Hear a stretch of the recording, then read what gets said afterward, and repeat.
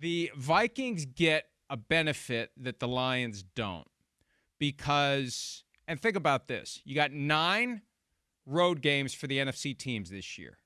The Vikings have 7 true road games. They have 2 not really road games. Doesn't mean they're going to win them, but they don't have to go to Pittsburgh. They don't have to go to Cleveland.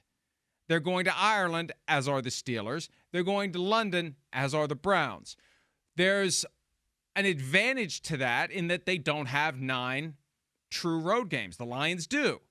And so the Lions are going to go to Baltimore and Cincinnati and maybe have to go there in December or November and play in the elements and be in a traditional road team environment where the other team's comfortable at home and you're uncomfortable in a building that you go to once every 8 years, the way the schedule works out. There's just an advantage there.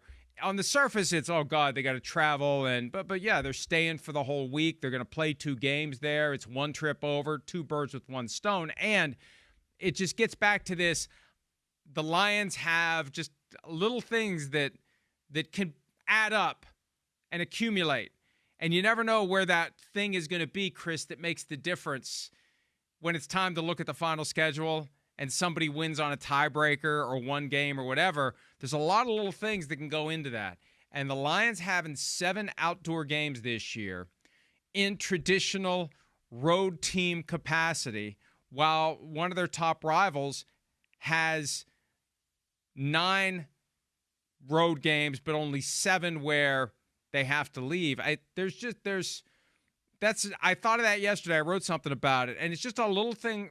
It may mean nothing. The Vikings could lose to the Steelers and the Browns, and then who cares? But it could end up meaning something, especially if the Lions have to go to Baltimore week 17 or something like that. Yeah, no, I mean, it's definitely a different schedule, a different challenge being posed to the Detroit Lions. But, I'm at a point where I don't really doubt the Lions and anything they do right now because of their leader in Dan Campbell. I don't.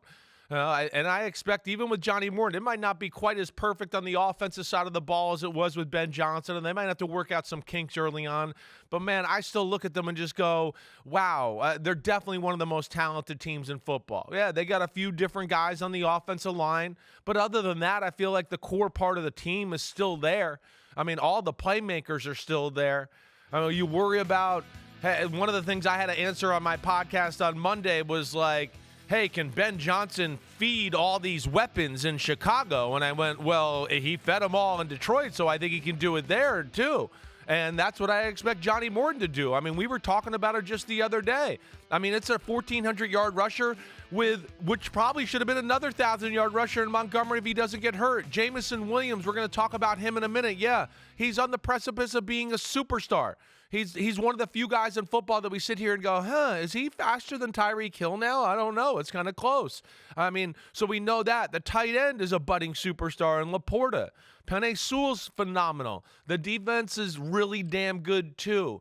And they've answered, even though Jared Goff might not be perfect outside, he's done well enough here over the last few years to where I don't look at it as a question anymore. I don't. He threw enough good balls in the stumble bum game last year outside in Chicago. They've had their way with Green Bay, in Green Bay, whether it's the last game of the year or 3 years ago with Rodgers there or whoever. So I feel like they're battle-tested. They're tough. They're on a mission. And they are one of the few short-list teams that I certainly expect to be in the Super Bowl conversation when it's all said and done. I had to remove my IFB there for a second because I thought I heard a critter. We have had critters up here during the show before. I thought I heard one. Stay tuned as to whether or not a squirrel comes flying into the screen from this direction and attacks me and rips off. Well, I'll be rooting for it with your little snarky attitude you gave me a few minutes ago. So get him, That's squirrel. all right. We're trying to get past that. Right. I'm trying to get past that. I didn't mean to. But okay. I hadn't even thought. I hadn't really thought it through. That you probably can't go. So I may be going across the pond for a couple of games, and then we can do your 2 days a week through the magic of modern technology. But a very low-tech example of what may be a metaphor for the Lions season. I hadn't thought of that until you mentioned Dan Campbell. Yeah. But the beanbag incident from moving his daughter out of college that we witnessed not long ago, this could be a perfect allegory of what's coming for Dan Campbell this year, right? You've got this beautiful, awesome beanbag that's being transported through the highways of change, and you just can't, no matter what you do, it's just too much. You can't make it work. You can't get it right. No matter how hard you try, you climb onto it, you lay on it, you do impure things to it, and it just doesn't work. That could be exactly what Dan Campbell's experiencing every week of the 2025 season. Hey, it's going to be tough. I mean, they're not sneaking up on anybody. It's a first-place schedule. It was one of the games I was kind of semi-hoping for to start the season was Eagles-Lions, because I just know the Lions would come into town going, man, you got our Super Bowl trophy. If we didn't get hurt and we weren't banged up last year, we would have won the Super Bowl. We would have beat you guys. You would have had to come to Detroit and face us, right? I just feel like that's how they feel in general, and I was intrigued by that. But you're saying the right things here. It's legit. You look at their schedule and everything they got going on there. I mean, it's no joke. I know you rattled it off, but yeah, it is real. But I do think they're a team that I look at them and you go, man, where's there to look other than that other pass rusher we've talked about a bunch over the offseason to go, there's a weak spot. There's really not much there, let alone there's some things on the team that are kind of ascending and going in the right direction. Right, so that's the big thing. But the other thing I guess you got to worry about is, the Bears are better.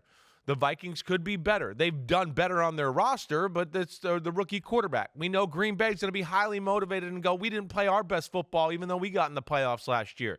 So I could still see them being a top-quality team, one of the best teams in football, but because of their schedule, like you've mentioned, and their division, where – okay, maybe they're not the number one seed this year. Maybe they do get into the wild card and they have the chip on the shoulder that way and they got to make the run to the Super Bowl that way. I wouldn't be surprised, but yeah, it's not going to be as easy or as smooth as it was last year. I don't expect that.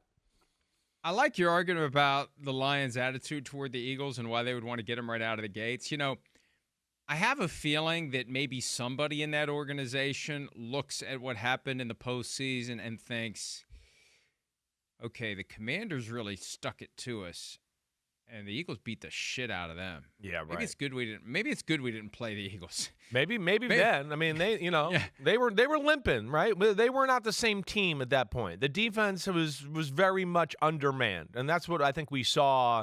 In that Saturday night game against Washington, is that they just couldn't stop Jaden Daniels. They couldn't stop the run game. There was nothing they could stop in that game.